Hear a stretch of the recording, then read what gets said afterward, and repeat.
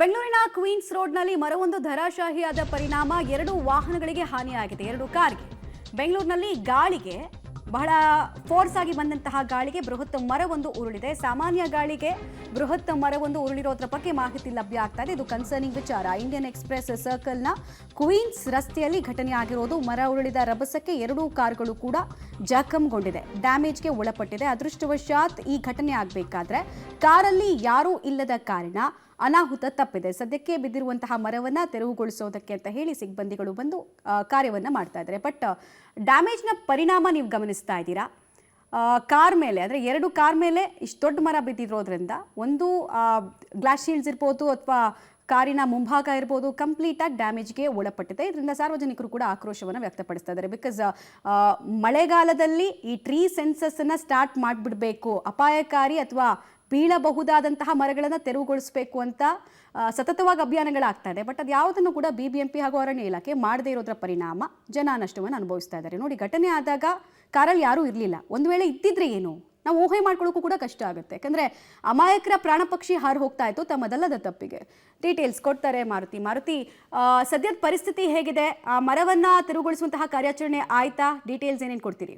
ಮತ್ತೆ ನೇರವಾಗಿ ದೃಶ್ಯಗಳನ್ನ ತೋರಿಸ್ತಾ ಅದ್ರ ಬಗ್ಗೆ ಹೇಳ್ತಾ ಹೋಗ್ತೀನಿ. ದೃಶ್ಯಗಳಲ್ಲಿ ನೋಡ್ಬೋದು, ಈಗ ಸದ್ಯ BBMP ಅವರು ಬಂದು ಮರ ತೆರವು ಮಾಡುವಂಥ ಕೆಲಸ ಮಾಡ್ತಿದ್ದಾರೆ.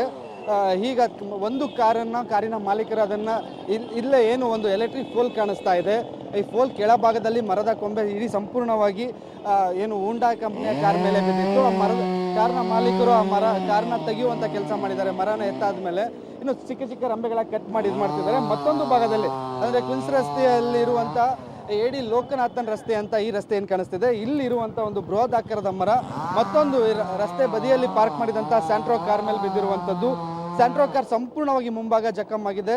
ಮರದ ಕೊಂಬೆಗಳ ಗಾತ್ರ ನೋಡ್ಬೋದು ಎಷ್ಟರ ಮಟ್ಟಿಗೆ ಇದೆ ಅಂತ. ಅದೃಷ್ಟವಶಾತ್ ಇಲ್ಲಿ ಯಾರೂ ಸಂಚಾರ ಮಾಡದೆ ಪಾದಚಾರಿಗಳಾಗಿರೋದು ವಾಹನ ಸಂಚಾರ ನಡೆದಿರೋ ಸಂದರ್ಭದಲ್ಲಿ ಬಿದ್ದಿದ್ರೆ ಅಥವಾ ವಾಹನದಲ್ಲಿ ಪ್ರಯಾಣಿಕರು ಇದ್ದಾಗ ಬಿದ್ದಿದ್ರೆ ಪ್ರಾಣಾಪಾಯ ಕಟ್ಟಿಟ್ಟ ಬತ್ತಿ ಆಗ್ತಿತ್ತು.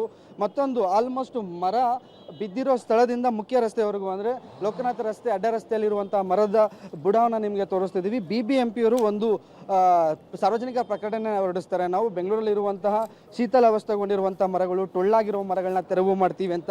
ಈ ಮರದ ಏನು ಕಾಂಡ ಏನಿದೆ ಎಷ್ಟರ ಮಟ್ಟಿಗೆ ಟೊಳ್ಳಾಗಿದೆ, ಜೇಡ ತಿಂದಿದೆ ಅನ್ನೋದು ಇಲ್ಲಿ ಸ್ಪಷ್ಟವಾಗಿ ಕಾಣಿಸ್ತಿದೆ. ಆದರೂ BBMP ಅವರು ಯಾಕೆ ಇದನ್ನು ತೆರವು ಮಾಡಿಲ್ಲ ಅನ್ನೋ ಪ್ರಶ್ನೆ ಕಾಡ್ತಿರುವಂಥದ್ದು. ಸಾಧಾರಣವಾದಂತಹ ಗಾಳಿಗೆ ಈಗ ಮರ ಬಿದ್ದಿರುವಂಥ ಮರದ ಏನು ಬುಡದ ಸಮೇತ ಈಗ ಎದ್ದಿರುವಂಥದ್ದು. ಮತ್ತೊಂದು ಇದೇ ಭಾಗದಲ್ಲಿ ಪಕ್ಕದ ಒಂದು ರಸ್ತೆ ಮರನ ತೋರಿಸ್ತೀನಿ, ನಿಮ್ಮ ದೃಶ್ಯಗಳಲ್ಲಿ ನೋಡ್ಬೋದು. ಮರದ ಕೊಂಬೆ ಯಾವ ರೀತಿ ಅದು ಓಪನ್ ಆಗಿದೆ ಅನ್ನೋದು, ಅಂದರೆ ಅದು ಸಹ ಯಾವುದೇ ಬ್ಯಾಲೆನ್ಸ್ ಇಲ್ಲದೆ ನಿಂತಿರುವಂಥದ್ದು. ಅದು ಯಾವಾಗ ಬೇಕಾದರೂ ಬೀಳುವಂಥ ಪರಿಸ್ಥಿತಿಲಿದೆ. BBMP ಮಾತ್ರ ಮಳೆಗಾಲಕ್ಕಿಂತ ಮುಂಚೆನೇ ಹೇಳ್ಕೊಂಡಿದ್ರು, ನಾವು ಮಳೆ ಬರೋದಕ್ಕಿಂತ ಮುಂಚೆ ಎಲ್ಲ ಕಡೆ ಎಲ್ಲ ರೀತಿಯ ಸಿದ್ಧತೆ ಮಾಡ್ಕೊಂಡಿದ್ದೀವಿ ಅಂತ. ಸಾಧಾರಣ ಮಳೆಗೆ ಈ ರೀತಿ ಪರಿಸ್ಥಿತಿ ಆಗಿರುವಂಥದ್ದು. ಮತ್ತೊಂದು ಕಾರ್ ಏನು ನಿಮ್ಗೆ ಈಗಾಗಲೇ ಹೇಳ್ತಿದ್ದೆ, ಇನ್ನೊಂದು ಕಾರ್ ರಸ್ತೆಯಲ್ಲಿತ್ತು, ಅದನ್ನು ಈಗಾಗಲೇ ತಂದು ಸೈಡಿಗೆ ನಿಲ್ಸ್ಕೊಂಡ್ರು ಮಾಲೀಕರು ಇದ್ದಾರೆ, ಕಾರಿನ ಮಾಲೀಕರು ಪೂರ್ಣಿಮಾ ಅಂತ. ಮೇಡಮ್ ಹೇಳಿ, ನೀವು ಕಾರಲ್ಲಿ ಇದ್ರಾ ಅಥವಾ ಕಾರ್ ಪಾರ್ಕ್ ಮಾಡಿ ಹೋಗಿದ್ರಾ?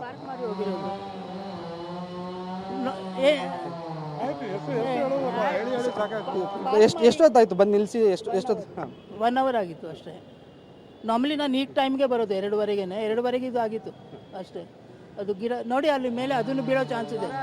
ಒಂದು ವೇಳೆ ನೀವು ಕಾರಲ್ಲಿ ಇದ್ದಿದ್ರೆ ತುಂಬ ನಿಮಗೂ ಡ್ಯಾಮೇಜ್ ಆಗಿರೋದು ಮೇಡಮ್. ಅದು ಶೋರ್ ಅಲ್ವಾ? ಹಾಂ, ಲಕ್ಕಿಲಿ ಏನೂ ಆಗಿಲ್ಲ. So it's okay.